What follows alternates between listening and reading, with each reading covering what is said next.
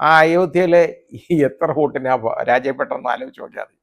അവിടെ ഒരു ദളിത് സഹോദരനാണ് പരാജയപ്പെടുത്തി നശിപ്പിച്ചത്, ഇവരെ കളഞ്ഞത്, ബി ജെ പിയെ. നമുക്കത് നോക്കാം. അപ്പോൾ അത് അയോധ്യയിൽ ഇങ്ങനെ ആകുമ്പോൾ പിന്നെ ബാക്കിയുള്ള കാര്യം പറയേണ്ട കാര്യമില്ലല്ലോ.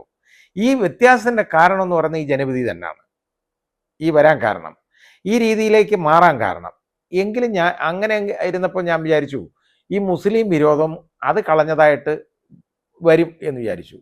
ഈ മുസ്ലിങ്ങളെന്ന് പറഞ്ഞു കഴിഞ്ഞാൽ എന്താണെന്ന് അറിഞ്ഞില്ല, എന്തോ ഒരു നികൃഷ്ട ജീവി എന്നുള്ള ഒരു കാഴ്ചപ്പാടായിരിക്കാം അദ്ദേഹത്തിന് ഉണ്ടായിരിക്കുന്നത്. നമുക്ക് അങ്ങനെ തോന്നുന്നത്. കാരണം ഈ പറയുമ്പോഴെല്ലാം മുസ്ലിങ്ങളെ മാത്രം ടാർഗറ്റ് ചെയ്താണ് പറയുന്നത്. ഇവിടെ യൂണിഫോം സിവിൽ കോഡ് കൊണ്ടുവരുന്ന കാര്യം ശ്രീ അമിത്ഷാ പറഞ്ഞത് കേട്ടു. എന്തോന്നറിയോ, അത് യൂണിഫോം സിവിൽ കോഡ് കൊണ്ടുവരുമെന്നല്ല പറഞ്ഞേ, മുസ്ലിം പേഴ്സണല്ല ഇല്ലാതാക്കുമെന്നാണ്. അപ്പോൾ ഇതാരെ ഉദ്ദേശിച്ചാണെന്ന് മനസ്സിലായല്ലോ.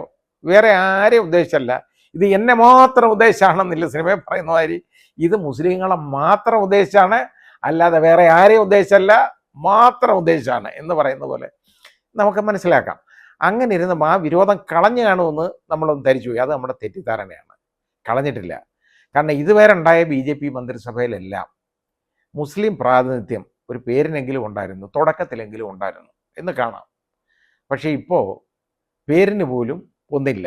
26 എം പിമാർ ജയിച്ചു വന്നിട്ടുണ്ട് മുസ്ലിം സമുദായത്തിൽ നിന്ന്. പക്ഷേ അതൊക്കെ മിക്കതും എല്ലാം പ്രതിപക്ഷത്തു നിന്നാണ്. അത് കാരണം അതിന് കുറ്റം പറയാൻ പറ്റത്തില്ല. പക്ഷേ ഇവരുടെ ഭാഗത്തു നിന്ന് അല്ലാതെ തന്നെ ചെയ്യാമല്ലോ. രാജ്യസഭയിലേക്ക് കൊണ്ടുവരാനായിട്ട് ശ്രീ ജോർജ് കുര്യനൊക്കെ കൊടുത്ത സമയത്ത് അവിടെ ക്രിസ്ത്യൻ പ്രാതിനിധ്യം കൊടുക്കാൻ വേണ്ടിയാണ് ഈ കൊടുത്തേക്കുന്നത്. എന്ന് പറയുമ്പോൾ ഇവിടെ ക്രിസ്ത്യാനികളെ കഴിയും എണ്ണത്തിൽ കൂടുതലുള്ളത് മുസ്ലിങ്ങളാണ്. അവർക്ക് പ്രാതിനിധ്യം വേണ്ട, കാരണം അവർ ഇന്ത്യക്കാരല്ല.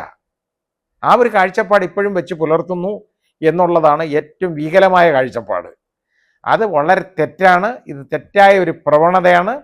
സെക്യുലറിസം കൊണ്ടു നടക്കുക, ഇന്ത്യൻ ഭരണഘടനയിൽ ഉമ്മ കൊടുത്ത് അതും കൊണ്ടു നടക്കുക എന്ന് പറഞ്ഞാൽ അന്നേരം മനസ്സിലാക്കണം ഇവിടുത്തെ എല്ലാ മതങ്ങളും ഒരുപോലാണ് എന്നുള്ളൊരു കാഴ്ചപ്പാടുകൂടെ വേണം. ഇല്ലെങ്കിൽ ഒരിക്കലും ഭരണഘടനയെ വിശ്വസിക്കുന്ന ഒരാളെന്ന് പറയാൻ പറ്റത്തില്ല. ഇത്രയും മന്ത്രിമാരെ കൊടുത്തല്ലേ 72 എണ്ണം. ഈ 72 എണ്ണത്തിനകത്ത് ഏതെങ്കിലും ഒരെണ്ണം, ഒരു വകുപ്പ് ഒന്നുമില്ല, വകുപ്പ് ഇല്ല മന്ത്രിയായിട്ടെങ്കിലും ഒരു മുസ്ലിമിനെ അതിനകത്ത് കയറ്റാമായിരുന്നല്ലോ. അത് ചെയ്തിരുന്നെങ്കിൽ നമുക്ക് ഒരു സന്തുലിതാവസ്ഥ, അതായത് ക്രിസ്ത്യാനിയുടെ ഇന്ന് റെപ്രസെൻറ്റേഷന് വേണ്ടി ശ്രീ ജോർജ് കുര്യന് കൊടുത്തത് നല്ലതേ ഉള്ളൂ, മലയാളിയാണ്, സന്തോഷമാണ്. കൊടുത്തതുപോലെ വേറെ ഒരു മുസ്ലിമിനെ പിടിച്ച് കൊടുക്കാമായിരുന്നല്ലോ. അതെന്തുകൊണ്ട് അവർ ചെയ്യുന്നില്ല എന്നുള്ളത് നമുക്ക് മനസ്സിലാക്കേണ്ടതാണ്.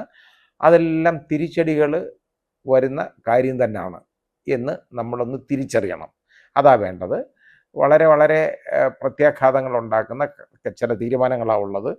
ഇത് ഈ ഡിസ്പാരിറ്റി മൂലം തന്നെ, അതായത് ഈ മന്ത്രിമാരെ എടുത്തേക്കുന്നതിൽ ഇത്രയും മന്ത്രിമാരെയൊക്കെ ബി ജെ പി എടുക്കുമ്പോൾ അതിനകത്ത് കുറച്ചുകൂടെയൊക്കെ ഈ ഘടകകക്ഷികൾക്ക് കൊടുക്കാവുന്നതേ ഉള്ളായിരുന്നു. പ്രത്യേകിച്ച് ടി ഡി പിക്ക്. കാരണം അവർ 16 ഉണ്ട്. അത് കഴിഞ്ഞാൽ പിന്നെ നിതീഷ് കുമാറിന് കുറച്ചുകൂടെ കൊടുക്കാവുന്നതായിരുന്നു. അത് കൊടുക്കാതിരുന്നത് ഒരു തെറ്റായ തീരുമാനമാണെന്ന് തോന്നുന്നു. അത് എൻ്റെ കാഴ്ചപ്പാടാണ് ഞാൻ പറഞ്ഞത്. രാഷ്ട്രീയമായിട്ട് ബാക്കിയുള്ള തീരുമാനം അവരുടേതാണ്. പക്ഷേ ഇവരെ എത്ര നാൾ ഇവരെ മെരുക്കിക്കൊണ്ട് പോകാം ഇത് കൊടുത്തോണ്ട് എന്ന് ഉള്ളത് സംശയമുണ്ട്.